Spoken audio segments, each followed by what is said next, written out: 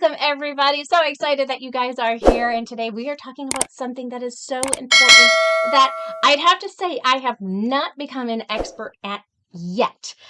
There is still hope for me. Today we're talking all about the boundaries that we need to be setting inside of our tutoring business. And we're going to talk about we're going to take a look at people who do some in-person tutoring, online tutoring. You guys are going to get to meet people that are tutoring different subjects, and what does setting boundaries look like for them? And we'll take a look at a couple of different areas of our tutoring to find out where do we have to be thinking about those boundaries so that you guys have the business that you absolutely love and want to do. So this is really, really cool topic for us to talk about. And I'm so glad that each of you guys are here today. So you're going to get to meet some new tutors inside of our community. Each of these tutors is inside of the Ultimate Support Group for Online Tutors. If you are not a member of the Ultimate Support Group for Online Tutors, you can join us by going onto Facebook and typing into that search bar, Ultimate Support Group for Online Tutors, and you will find us there. If you answer all of the questions that are there, you'll be admitted immediately into the group. But if you do not answer the questions, then you'll have to go through the process and wait until one of the administrators takes a look at the answers to be able to let you on in. So without further ado, let's start you guys learning about each of the tutors we have here today. We've got Andrea Schultz. Andrea, tell us where you're from, what you tutor, and what you tutor.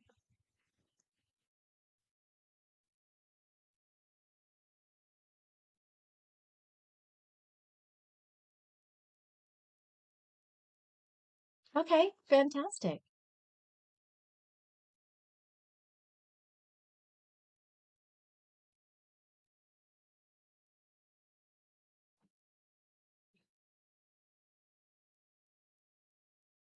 Mm-hmm.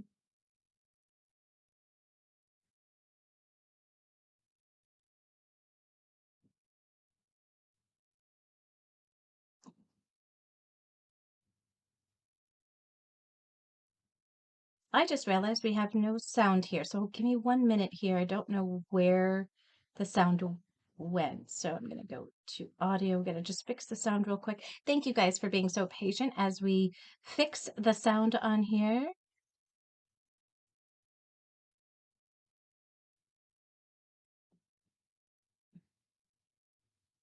And see if we can do this. All right, one of you guys try saying something. See if it comes on in. Hello? Yes, we've got it fixed. Yay! Thank you. Sorry about that, you guys. So we were learning all about Andrea, and you missed everything that she said. But we will go on back, and we will. She'll be able to introduce who she is. So Andrea, tell everybody who you are, where you're from, and what you tutor. Okay, my name is Andrea Schultz. I live in Springfield, Missouri area. We on an 80-acre farm. I tutor in-home and online. My youngest is 17 months, or had been 17 months, and that was more behavioral and teaching verbalization to 18 years, where I teach reading and math. Awesome. Most of my Yay. students are on the autism spectrum or dyslexic. Well, fantastic. Thank you. And we've got Kimberly Madison with us today. Tell us who you are, where you're from, and what you tutor. Hi, my name is Kimberly Madison. I am from Jackson, Mississippi, and it is hot here. I tutor chemistry. I tutor chemistry. I tutor high school and college level students. What else? I am a PhD chemistry student, and I'll graduate in December of this year. So I'm excited about that. I tutor online, but I do a little in person for my students that are here on campus as well. And I'm excited to be here. Yay, we're excited to have you here. And we've got Amy Whitney. And tell us a little bit about who you are, Amy. All right. Hi, everybody. Of course, my name's Amy Whitney, and I'm originally from Kelowna, British Columbia in Canada. I'm living in Puerto Vallarta, Mexico right now, and I teach Spanish. I help people, expats that are living abroad here in Mexico, to get their Spanish bearings and to do what they need to do in everyday life here. I get a lot of requests for people that want to learn in person with me, but I am doing my tutoring exclusively online. I love it. And that is one of the boundaries, isn't it? I think It sure is. that's one of the boundaries that we'll be talking about today. We also have Tricia Underwood here. Welcome, Tricia. Tell everybody a little bit about who you are, where you're from, and what you tutor. Hi, I'm Tricia Underwood. I am from Atlanta, Georgia, where it is also very hot. Kimberly, I heard you say that. I tutor teenagers, high school and college, who are struggling with overwhelm and academic stress in school, and sometimes underwhelm as well in school, to learn the executive functioning strategies and habits to do better and feel better. Yeah. Awesome. Thank you. And we have, is it Shital who is joining us today? That's correct. Welcome. Tell us a little bit about who you are and where you're from. And actually, is it possible for you to remove the mask a little bit, because otherwise it's going to be really hard to Hard hear to hear you. me. Yeah. I hope they don't mind. I'm in a school right now, which is why I have it on. Yeah. But there's nobody around me. Okay, So, so fantastic. hi everyone. Awesome. So tell us about who you are and where you're from and what you tutor. Okay, so I'm from Houston, Texas. I tutor all subjects up to high school and early college. We specialize in math, science, and English, but we can do all the other ones as well. So a lot of it's about memorization, study skills, and just general topics such as that. So we do all of it basically. And when you say we, are you working for a company or do you have your own business? So I have my own business and we have tutors working with us.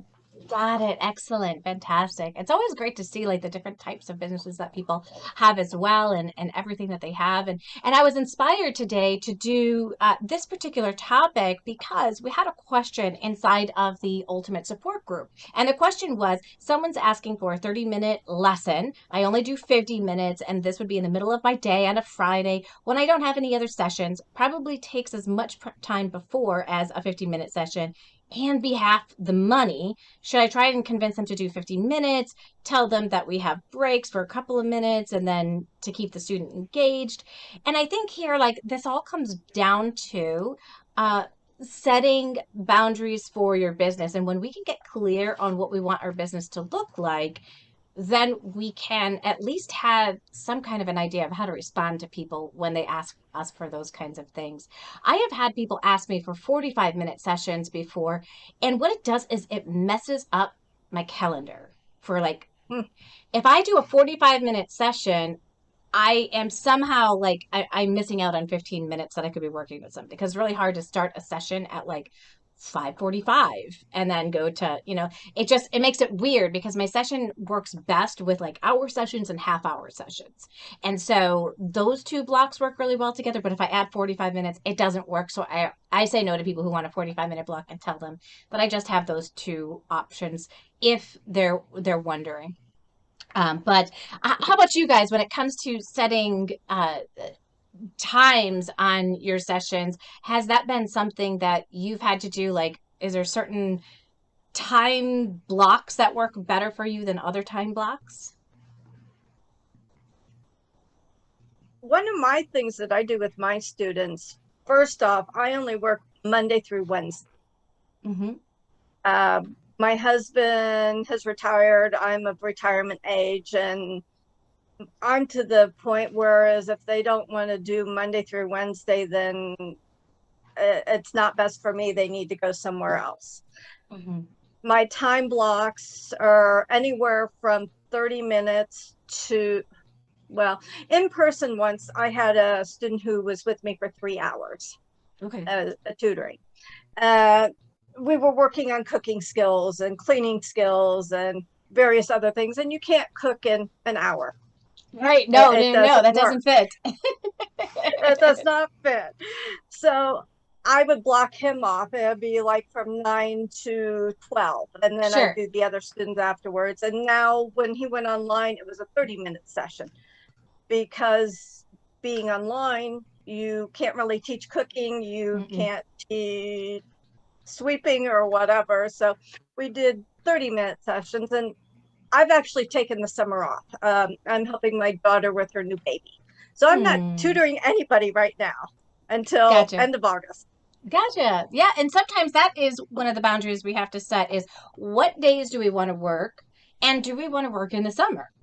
There are some, and sometimes some subjects kind of lend themselves to it. Sometimes I find like working with some of the high school kids, if you're working with high school kids, sometimes taking the summer off works well. Or you can come up with some ways to engage them over the summer, or you can give them the summer off, depending on really what do you want your business to look like at the end of the day. Does anybody, I work Monday through, this is one of those things, you guys. I say Monday through Thursday, and then I have some students that I have on Friday, and then they start kind of creeping up on that morning time, and I'm like, oh my gosh, how does this happen? It's because of boundaries, right? And like being like, oh well, if I'm already working with a student at 7:30, I can easily take a student at 8 o'clock, and then I can easily take that student at 9 o'clock, right? Oh, why not do 10 o'clock? I'd be done by 11, and then by 11.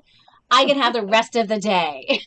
That's how it ends up working for me. So that's pretty much where I'm at right now. I do not work Saturdays and Sundays. That is like no, absolutely no way, not going to creep into Saturday and Sunday. I refuse to take anybody on Saturdays and Sundays. So if they are looking for a weekend tutor, I'm not their tutor for them, and I can obviously refer them to somebody else. Anybody else on time like that, where days that you only work? Tricia, you're shaking your head. Yeah, what days do you work?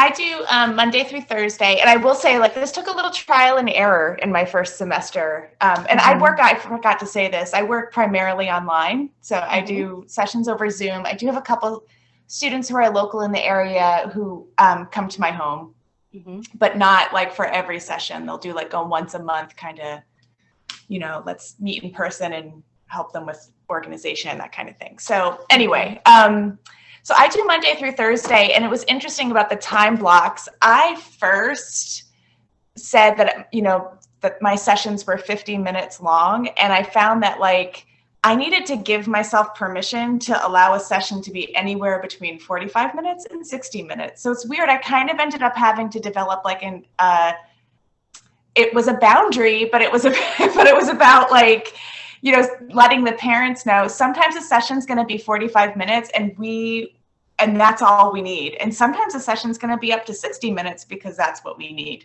And so I needed to allow myself that like 15-minute buffer on either end, if that makes sense. It does. And then you didn't want to just end the session, right? And or try to feel bad if it didn't, if we got what we needed to get done in 45 minutes, and then feel bad that try to run out the clock in some way. I just wanted it to be authentic. So, and I have, I have never heard any parent have any issue with that. Like, I want it to be 60 minutes. As long as we're getting the job done, it seems like they don't really care. And then I also do I have a time slot on Saturdays between 10 and 12. I just do one session between 10 and 12 if it's, and I also do, this is probably in the boundary, I wanted to mention something about summer tutoring. One thing I do that has been just such a relief for me is I collect deposits at the end of the school year for next semester. So so students will sign up for me like on a package to work for the semester.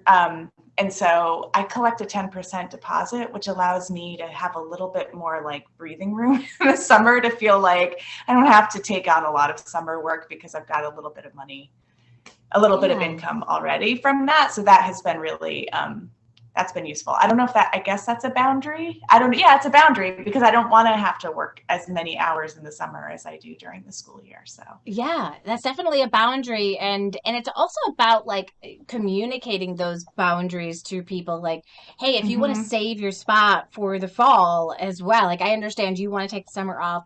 I want to work less during the summer as well. But I also need to know who's going to come back at the fall. right. That 10% down payment will let me know, yes, you want to come back into the fall, hold that spot for you, instead of taking on other new students that I haven't worked with before and I don't know as well. I know your child really well, right? So it's a relationship thing as well, which I think is fantastic, and that works really well with some people. There's so many different ways to collect. We could do an entire call on how do you collect payments and what are some of the things that you do. But I think but payments are a part of that boundary piece as well.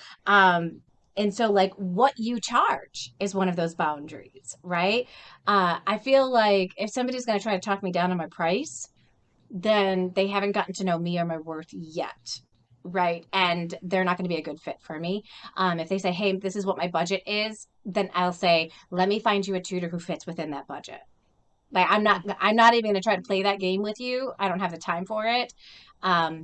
How about you guys when it comes to money and what you charge? Are you kind of on the say you tell people like what you charge and that's kind of it? Yeah, Yeah. I Yeah. find that I actually do receive a lot of inquiries from people that, especially living here in Mexico. I mean, we think about moving here for lifestyle and oh, I'm on the beach and life is great. But a lot of people are actually moving here because of their limited budgets. So they're in their retirement years. They're realizing that they need to learn the language, but they're looking for kind of that lower budget option. And the fact is, with my course, my number one focus is helping people to develop the speaking skills that they need to be able to function out in the real world. And I can't do that with an online course that's self-directed. You need to actually be in a class. I need to have the one-to-one time with you. So there is a bottom to what I can charge, and also that it's really not just the hours that I'm teaching. I have a lot of admin that I need to cover as well. So it's not just what my hourly rate is, it's what do I need to earn in order to support the costs of my business and overhead. Right. And, just realizing that like you have to have your rates and hold to them. And like you said, Joanne, it's sometimes they just don't recognize the value of your work yet and how you're different from other people. And sometimes they have to try a few other ones and then they come back, Yeah. Exactly. And and I think that's it, and it's okay. Like I think when you hold on to your worth, you have to realize that the next client is around the corner. When you're first getting started, it feels like that next client will never come. But the next client is around the corner. As long as you are continuing to take actions to try to get new students, that next student is right around the corner. And that next student may be the one that says yes. And not everybody should be saying yes to your services. If everybody is saying yes to your services, then you're not charging enough. And so that's something to I keep agree. in mind. I have where I do charge hourly, but I also have package deals. And on my system for the package deals, it shows the amount that they're saving. Versus like doing this package deal for, let's say, maybe 10 lessons, I'll charge this amount. And then like, just depending on if I need them like the whole semester, or if they like for high school students, I might need them for the whole year. So I offer like a 2-month package, which will be like the 10 lessons. So they can use it, as long as they use it up within those 2 months, then it's like, okay, that's fine. If you use it up within that whole week, that's fine as well. And then I also have another package where I offer like maybe 24-hour lessons. And then I have another package where I offer like 48-hour lessons, which that would cover pretty much that whole year. And so it just depends. When I offer those package deals, they do have to pay that up front. And that's to make sure they are actually getting that deal of paying that less amount per hour than they would pay versus at having it at $65 an hour. And so I do set those boundaries and I offer those opportunities. It's no pressure, because I do have one student. I have a couple of students who actually do get the package, but then I have a couple of, they still spend more than what they would have spent if they got the package, but maybe they didn't have that money at that time, and that's perfectly fine. And so I do understand that. I just still have to offer those concepts to those students and parents as well. And so I keep my prices firm. Definitely, you can get a package deal and get the discount, or you can just pay the $65 an hour. Now I'm gonna offer, for those of you guys that are thinking about doing package deals and those kinds of things, and you are going to be decreasing the rate as they purchase more, I'm gonna have a little thought challenge for you here. When you do that, I want you guys to think about, how much do I want to make per hour? Add $10 more as your actual rate for the least amount of classes, so that when you're decreasing, you're not decreasing from the amount of money you want to make per hour. Does that make sense?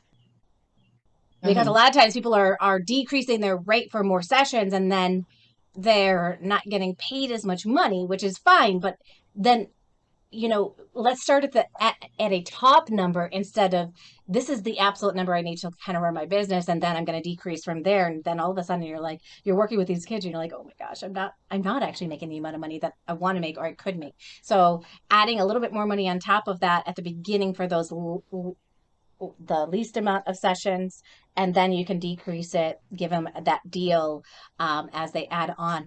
I was so shocked. I made the biggest mistake, you guys, when I changed my prices. And this is when I discovered this. All of a sudden, like most of my clients, they do like an hour a week, which is fine. I'll either do like a 1 hour session or 2 30-minute sessions. And, I can, in 3 months to 6 months, I can close the gap for a child with their reading. And so I don't really focus on like, oh, we have to get in all of these sessions every single week and do all of this, because I can get results so quickly over time that I don't need to do that. And so on accident, I put down that if they did 2 hours a week, then it would be this price. And it was a higher rate. And I had never heard anybody say yes to the 2 hours, because I had made a mistake in my pricing. And all of a sudden I was like, oh, that's why everybody's asking for the 2 hours a week. Got it. Okay. So I moved my prices up to $100 an hour, but I had kept my 2 hour number that I had. I had kept that one at the 75. So it was going to be $150 for the 2 hours.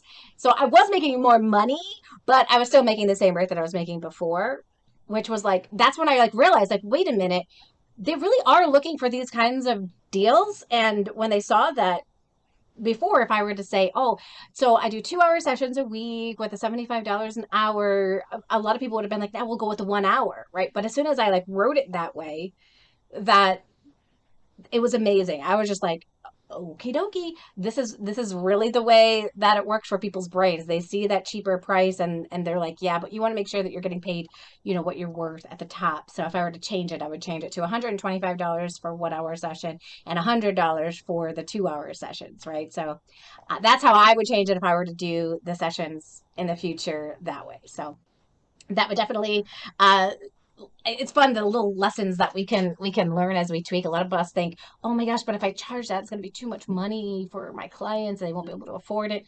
It's already a lot of money for them. They're having to figure out how to get the money for it. So don't worry about that.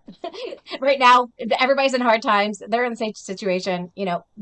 Prices of everything are increasing. Don't decrease your worth just because of that. In fact, you should all be charging a little bit more, because you're having to pay a little bit more for everything as well, right? Like you're experiencing everything increasing in price and rate. So we have that boundary on what we charge. We have the boundary on what days do we work. We have the boundary on what hours will we work. We also have a boundary of who will we work with. And I know this is such another tough one for people, because they're like, I can work with everyone. I just got a message inside of my inbox of somebody who wants me to work with a 15-year-old. I have already decided I don't work with 15-year-olds. I'm going to pass them off to another tutor, right? Because that is not my ideal student. My ideal student, I'm happiest when I am working with those first, second, third graders. When you have that ideal client, everything feels easy and you feel energetic and you're a good fit with them. But when you take someone just because, it's not just the time, it's your energy and it's everything else. So just making sure that I really have it defined who I can serve really, really well right now, and realizing that if I don't have enough of those people, I got to get out there, got to hustle around and find some new ones. Exactly. And I think this is so cool because I'm the same way with you. Like, there's no lesson planning when I take those kids from first, second, and third grade. I can identify their gaps. I know exactly what we're going to work on. I know what tools to bring on in to be able to close those gaps. And that is one of the biggest reasons why I don't like to work with some of those older kids is there's a little bit more outside of the box creativity that has to come on in. But I do kind of like I know exactly what I'm going to work on, and there's no guessing here. This is it. Like, this is what you get. So I think that's perfect. It decreases the amount of time that you need to spend on your business when you have the right client that you're working on. Has anybody else found that with their business? Well, for me, I only work with like I said, the high school and the college kids. So I'm with that, those teenage levels and things. The only thing I would say, I don't mind working with any student. The only thing I would say my boundary is I do stress for my students to come prepared. That means with chemistry, you need to come with your calculator. You need to come with your periodic table. You need to come with your supplementary information that you received from your teacher. Now, if you didn't receive any extra supplementary from your teacher, I do have supplementary material that I do send to some of my students if they say they've never seen this before or something like that. But yes, I did have to. Well, I cut one student off. I cut him off because he was just never prepared. Anytime he got on a lesson, he was always kind of laying down and stuff like that. And I just kind of had to talk with him. And so he kind of straightened up a little bit, but then he kind of got to where he was like late on lessons and stuff like that. And I explained to him that, okay, well, you're still being charged. And so after a while, I was just like, after like twice, I finally said, okay, well, I'm not going to be able to tutor you anymore because I've had too many issues. And I said, I take my tutoring business serious. And if you're not going to be serious about your education, then I'm not the right tutor for you. Mm-hmm. And so he waited a few days and then he messaged me back and said he's sorry about, this and this and that. And so I said, well, before I agreed to tutor you again, I wrote down a list of rules again for him. I said, well, you need to sign this and agree to this. I said, if not, then I won't be able to tutor you. Mm-hmm. And so after that, I didn't have any more problems out of him. He straightened up. Anytime he was on a lesson, he was sitting up straight and paying attention and actually learning. And he passed his chemistry class. So. Oh, that's awesome. It is about expectations and holding to those expectations and then being willing to have consequences sometimes if people are not following those expectations. It is a hard thing to do.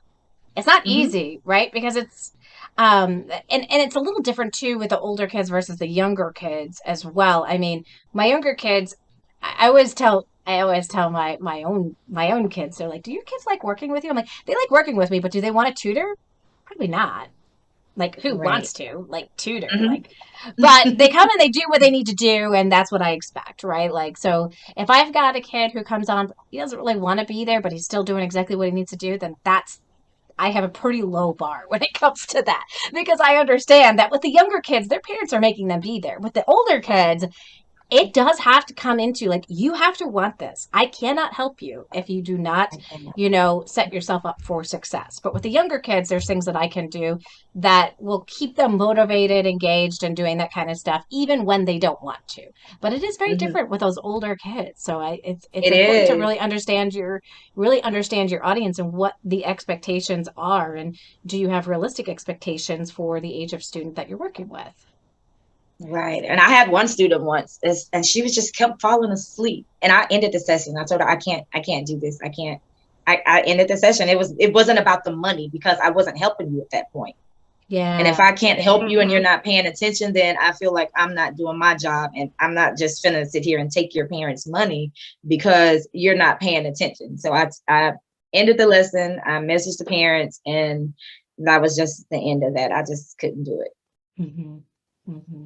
Mm-hmm. Yeah, absolutely. So I work with older kids as well. And I take a little bit more because I know that the families are making an investment because my prices are I would consider them high. It's an investment. And so I spend probably a little more time than I did in the very beginning in the intake process before anybody pays me. So I have a session, I have just 20, 30 minutes with the parents, and I have 20 or 30 minutes with the high school student or the college student separately. And what I'm trying to do during that is, on the parent side, I'm trying to screen and listen out for signals that the parent is mostly interested in the kid having I'm trying to suss out with the parent where their goals really lie. And if the parent really just wants their kid to get their grades up fast, they're not the right fit for me, because I work with kids who typically have chronic issues with procrastination, getting homework in on time. And there's at that point, most of the kids I work with have ADHD or other learning differences that create some static between what the school is demanding and what they believe they can do. And so my work takes a little bit of time in uncovering those limiting beliefs and trying to help them develop habits that help them first feel better and then do better and develop more confidence. Okay, that's a really long explanation to say, if the parent is mostly interested in seeing those test grades pop up real quick, then they're not a good fit. And if the parent is also, I'm getting the sense that the parent is quite, intensive in doing a lot for their child, that's also not going to be a great fit, because my message to parents is also to back off a little bit so that your kid can step up. And and if they're really uncomfortable with that, it's not going to be a good fit. So I do a lot of upfront work with the parent on that side, to make sure to screen out who those fits. And on the student side, what I'm listening out for, because high school students also don't want to be working. Most of them also don't want to spend time working with a tutor, especially if school has not been easy for them. And it brings up a lot of feelings of stress and inadequacy and, all of those not enough feelings. So with the student, what I'm listening out for is, do they really feel like there is a problem here they want to feel like needs to be solved in order for their life to work better? If they're in a place where they're uncomfortable with the way things are, I can work with them. But if they're in a place where they're like, well, I'm actually pretty cool with this right now, it's my parents that have the problem, then that's not a good fit for me either. Because, and I tell the kid right up front too, listen, it is zero fun to work with somebody who doesn't want to work with me. And I just am at a place in my life right now where I don't want work that isn't fun. And there's got to have, I'm not available for that right now. So I want you to do some real good thinking about whether or not this is something you really want. And if it's not, I want you to tell your parents. And if you have trouble telling your parents, and then I ask them, how good are you at telling your parents things that you don't think they want to hear? And then if they're like, well, I don't really like to do that, I'm like, okay, then send me the email and there will be a reason why we can't work together. Oh, that's but awesome. because I just really am not available for it. But a lot of that also comes from, I don't know that I was like that in the very beginning, because I didn't know I was going to have enough kids to work, and so it also took me building up a little bit of confidence in, there's plenty of clients out there for me. I was going to ask you that, was that something that you developed over time and gained clarity from with working with some of the wrong clients that helped you get closer to the clarity of who is that ideal student that I do want to work with, who can I get the best results with, who can I make the most gains with? I was curious about that. And that's exactly what's happened. And you guys, Tricia is actually speaking at our next conference that we're doing, Impact 2. Woo! So you definitely want to check that out. I know Beth put a link inside of our description, and you're going to get to hear some of the amazing strategies that she uses with her students during the sessions, which are they're mind blown. huge. You're gonna be like, what? They're awesome. So thank you so much for the time that you spent with speaking during Impact 2, with even coming on today to share how you have grown as a tutor with your boundaries, and the loving way in which you do that, even with the students, like asking them, how comfortable do you feel telling them that, and then having them write it in an email, and then you approaching the parents so that it's all good. That's amazing. Well, the good news is I've never actually had to do that. So, we'll see. Well, if it ever happens in the future. Right. I do tell them that's available to them, but nobody's ever yet, as of yet, haven't taken me up on that. So. Okay, so then they decide they do want to work with you versus saying, no, I don't want to work with you. Almost just saying that kind of convinces them, like, for them to see how serious you are, and kind of setting those boundaries ahead of time about, like, hey, do you really want this? Because I only really want to work with people that really want this. Mm-hmm. I think that's awesome. I would have been your perfect student, Tricia, when I was in high school. I bought a program. Actually, I didn't buy it, but my parents did. It was on TV. I don't know if you ever saw this. It was called Where There's a Will, There's an A. Anybody else? Nobody saw it. Okay, I'm just that old. Name. It was like one of the very first courses, but it was an online infomercial, and it was like, and it taught all study habits. And I looked at my parents like, I want A's, and I was like, I want that, and they're like, okay. And so they bought it for me, and I learned everything about how to study while I was in high school. And I struggled with comprehension growing up. So going on into high school, still with some of that comprehension issues that I had, learning those study skills actually really made learning a lot easier for me. And I still practice them today when I want to be able to learn different things. So it is so important that kids know how to study, and it's not something that's really taught in school. Any other boundaries that you guys set with your students? Could be what you charge, your hours, what students you take. I have one idea, actually. When you asked me to come on, I thought, oh, yeah, I think I'd like to talk about kind of the abundance versus scarcity mindset, where we're referring to the amount of time that we have, and just the different decisions that we make there. So when we have a time abundance, we're usually very sloppy with our time, and we do a lot of things that we're not supposed to do, and we take clients we're not supposed to take, and it feels like we're being productive, but not really in the right way. Where moving toward that scarcity, where you have a thriving business with a full schedule, it starts to become really clear who you're trying to target as your ideal client, who you want to work with, and kind of the easy road. The difficult part is that space between the time abundance and not having enough of it, and just making sure that we're always working toward marketing ourselves and filling it with those proper students that we should be looking for kind of the easy path.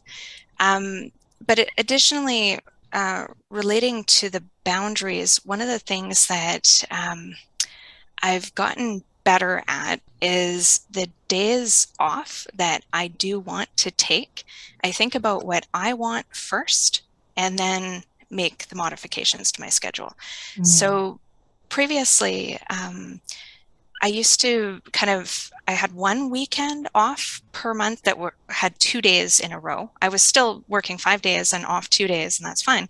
But I would the other 3 weeks of the month, I would do like, oh, okay, I take Tuesday off here and Monday off there, so that my language students, they can still have 2 sessions per week. And, if it falls on one of their days, then it's okay. It's just 1 week out of the month. And then I started thinking about how much I really, really wanted to have 2 days off in a row, because I could only go somewhere for a weekend getaway. And, making that decision of, oh, I'm going to change my schedule, and I know it's going to affect this student and that student, and I don't know if they're going to be able to continue. I have changed my schedule, I don't know how many times over the past 2 years. Nobody has ever said anything ever. Like, they just go into your schedule and they're like, oh, you changed your day off. click and they choose another time and everything is good. So yeah, if anybody is like, people asking for sessions outside of what you have available, like, no, it's just no. Here's what I have available. If you want to work with me and I have other students, or like in my case, people book just a few weeks in advance. It's like, book your sessions 2 months in advance. I don't care. Here's my schedule. But these are the days that I'm available. And it's really, really helped to have that kind of thinking about what I want, when I work best, designing my schedule around when I'm most productive, when I feel good when I'm teaching, and just, designing the schedule you want. It's really, really important. Now, how many of you guys are really good at, on your day off, setting boundaries on your business? I know I suck at it. I suck at it. I'm still working on stuff with my business, but it's within the rest of the schedule. So I've got 3 kids, right? And it's like, okay, this kid, we're going here with this kid at this time, or we're going as a family over here at this time. And then it's like, okay, well, you got 2 hours over here where you can work on stuff if you want to.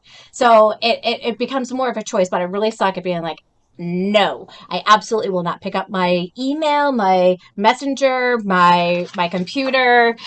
I really am terrible at that. So I'm so glad that you guys are all with me. But at the same time, like, give yourself some grace over the summer and make sure to take some time where you take a couple of weekends where you don't like look back on anything business related, and just take that time for you. Whether like I take a week off in the summer, but because everybody is off doing their own thing, we go up north and we stay in a cabin. I kind of like do my business planning for the entire year, but I don't take any live students or live calls or do any of that kind of stuff. And so it's really a time for me to kind of decompress from my business and plan what do I want the next year of my business to look like. And it's so refreshing to be able to do that. But we also have to have that ability to just say, okay, for this weekend, I will not do anything business related. That's not easy. I do it. I do it a lot where I'll take a weekend where I don't do anything. But for me, especially when school is in, I'm actually a Monday through Saturday person. And so I know a lot of you said you work Monday through Wednesday, and so but Sundays are for me. I don't do anything Sundays where I get to go to church or I get to just hang out, lounge around and do whatever. Sundays are my day. I don't do anything. I don't do any schoolwork. I don't do any anything at all, but I will work on Mondays through Saturdays. And the reason I like to keep like Fridays and Saturdays open, because like I said, I do have like a lot of high school kids, and they have sports games, sports practices, which are, can run late and on the weekends. And so I do like to keep my Saturdays open for them, especially on the Fridays and Saturdays. So we just had a comment inside that said, hey, everyone, my learning center for 10 plus years now, and I'm finally now ready to say no to the clients that are not meant for me. I love it. And another person, Beth, said, that's awesome, Stephanie. So important to figure out your ideal client. Say no to others. I agree. And, I used to work 7 days a week when I first started my business. When you talk about, Amy, that sloppy business, that was me. That was totally me. We've all been there. my students were all over the place. I would have a student at, a homeschool student at 10 o'clock in the morning. And then I would have my next student at 3. And then I'd have one at 5 and 6 and 7. It was all over the place. And then I would take students on Friday nights. I would take students on Saturday mornings. And then this is how I even logistically explained it to myself. You're technically getting a full day off because you don't work past 12 on Saturday, and then you don't work again until 4 on Sunday. So that's 24 hours. But I also didn't have those consistent clients yet. I didn't have a huge number of clients at that point in time, and so I was willing to say yes to everything. So if you guys are there, just have grace on yourself and don't be like, oh my gosh, I'm doing it all wrong. No, this has all come with clarity. 30 minutes was because he couldn't handle online a session, and we couldn't do half of the stuff that we normally did. But his mother started missing sessions, and usually I need 24-hour notice in order for you to pay. I mean, then you pay me if it's less than 24 hours. Well, I've been with him. They've been very consistent. And his mom got cancer and started going through chemo. And I would get a call a few minutes before, it's kind of like, well, I understand this. You have been Yeah. really good. And for that specific client, I made an exception. Yes. And, right now, I was actually the one who kind of terminated it. I said, it was still going on when I left. I said, we're going to be done now. You don't need to think about me while you're going through the chemo and I'm here taking care of my granddaughter. Yeah. We'll resume this when I get back in August or September. Yeah. And then if she's feeling better, if her situation has changed, it's a great opportunity to take it on. I am exactly, if somebody were to come up to me and say that they're missing the sessions because they're having these issues with chemo and that kind of stuff, my heart would totally be like, okay. If they've been with me for a long time, if they're a brand new client, I might just try to say something like, now might not be the best time. I know in the beginning, like my beginning students are terrible at like getting the time right, getting into routine, all of that kind of stuff. And so I'm really lenient in the beginning. Like I tell them, hey, if you miss 3 sessions, I am lenient up to 3 times. I tell them what my leniency is in my policy. But after that, there will not be any makeups. There won't be whatsoever. That's what I've written down on paper. In reality, if I've got somebody who, I've worked with them for 3 years and they've only missed 3 sessions in those 3 years, right? It's a completely different situation than somebody who's missed 3 times in the first month or, in the first 2 months, right? And so your leniency will change based off of that relationship. But at the same time, we always have to be mindful of, okay, is this the best interest for the child, for me, and for the parent, right? Is there any boundary I feel like that's being crossed or taken advantage of? If there is, then I need to take care of that. If I'm totally cool with everything that's happening, then fine, just keep going with it the way that it's going. Everything's fine. One person mentioned that they never really had a problem with no shows at all because they would just work on some other stuff. And I'm exactly the same thing. If somebody doesn't show up, I just work on other stuff. But then they had a problem at one point when they had a no-show late at night at 10 o'clock at night, and they stayed for the entire session. I only stayed for like 10 or 15 minutes, but they stayed for the entire session, and they were exhausted. And they're like, what do I do in this situation? And so you got to handle it the way you handle all the other situations, right? Like if it's a no-show, let people know the boundary of, you've got to let me know 24 hours in advance. If you do, great. It'll be rescheduled or canceled or refunded, whatever the case may be. But if it's past that time, what is the consequence? If there's never any consequence, people will start walking over that boundary. Mm-hmm. They will. Yep. I have a boundary where if they don't show, then they get charged for the full lesson. I mean, and that's because I teach chemistry and I've done the prep work for it. I know, and I have a lot of material that I already have pre-done, but I try to make my material specific for that student. So sometimes I'll just take what I have and copy and paste, but it's still a little prep work done within that. And if I don't get at least a 24-hour notice, it just kind of throws everything off. And not only that, you could have had another student in that slot as well.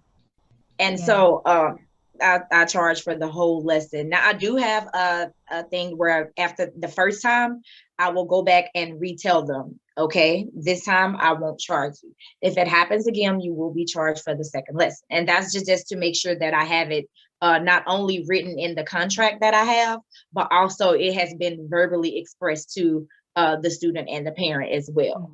Mm-hmm. And so I've had to do a couple cancellation. So and it actually like it hurt me because it was like, oh my gosh, I feel bad for like charging somebody for for not even having a lesson. But I was like, but they knew what it was from the beginning, so there's no excuse. So yeah, I do monthly, so they never even get to see the charge. It's just like, here's how many sessions you get in the month. So if you don't show up, I don't have to go after you for the money. I don't have to charge you. I don't have to push any buttons. I don't have No, to do anything. correct. So they totally forget about it. And I get to just go on with my business, which is really nice. Hmm. Because I like to ignore, I like to like skip all those kinds of like uncomfortable situations as much as possible. But Yes, I just had it is uncomfortable. It is. It's like, It but is. I mean, you have some parents who really they really understand and they don't have a problem actually paying it because they knew what it was. And that's why I give myself at one time it's like okay, because I understand things happen, life happens. Stuff comes up. And so it's like I just wanted to, let you know that I do understand, but if it happens again, then next time I would have to charge you. So Yeah. One I of feel the like- other okay, boundaries go ahead. I have is I save Mondays for the students in our area. In our area, school is only 4 days a week. no. Monday, there is no school for the 3 districts in our area. Mm. So some of those students I do online, some of them come to my home.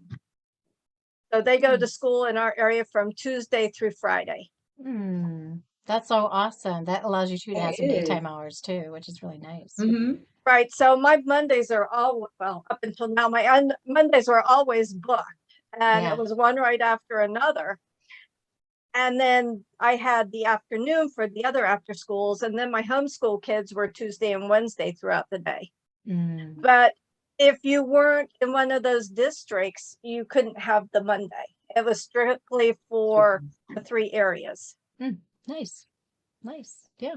And we get to make all those decisions. Like what makes the most sense for our business. I know, Tricia, you were going to say something before. Oh, I'm just having a big light bulb moment about the connections between this conversation about boundaries in our business and some of the things that I teach to my students who have, issues with managing school and a lot of stress around school. And it really is about what can you decide ahead of time? Because like I was thinking about how during the conversation about how like I teach them how to organize a binder, for instance. I have a little system, and I'm not a naturally organized person, but one of the things that I've realized is that I was doing a little research into like, why is clutter so stressful? And one of the things I learned in the research is that clutter is postponed decisions. So when we have clutter in our life, it reminds us of things we haven't made decisions about, and that creates decision fatigue. And so in a way, like, so when I teach kids about how to declutter to relieve stress, and decluttering is a process for relieving stress. Anyway, the whole point is that these decisions that you can make ahead of time, and this is what I teach my students too, like, how do you want to be? Let's make that decision first, not about like, oh, I'm so stressed, I have this test and I've got this stuff to do. Before we do any of that, let's first decide, how do you want to be this week? And so they might want to, I want to be productive this week. All right, you've made that decision then. So you're making that decision ahead of time. So now let's just declutter all that other stuff that might get in the way. And I feel like it's very similar about our businesses. Like, as we learn more about like what stresses us out, then we get to declutter that. We can make that decision ahead of time and just go ahead and declutter all that wishy-washiness. Like that was one of the things, like when I was looking at that post that inspired this conversation, is like, there's so much stress and like trying to figure out, well, should I do this or should I do that? And then there's this thing, then there's that thing. And like, if we, once you realize like, I can declutter that decision now, like I'm going to make a decision about that ahead of time. And then I don't have to go back and forth about these things. And it works on the other side too. Like that client doesn't have to go back and forth. But, I think they get stressed too about like, oh, could I maybe ask to make that up? Or am I putting her out if I ask her that? I've already made the decision. Like I've already told you, I can't reschedule sessions. My schedule's too tight. So that takes the pressure off of them to even have to ask or try to negotiate with me. We're not making that choice. Yeah. One thing that I've done is I've actually started taking less students sometimes in the evening so that I always have a spot where I can do a makeup until, of course, I don't make that decision and I put somebody in that spot. And then I get into the point where Tricia is and I'm like, I'm sorry, I'm unable to make any makeups up at this time because I'm too busy.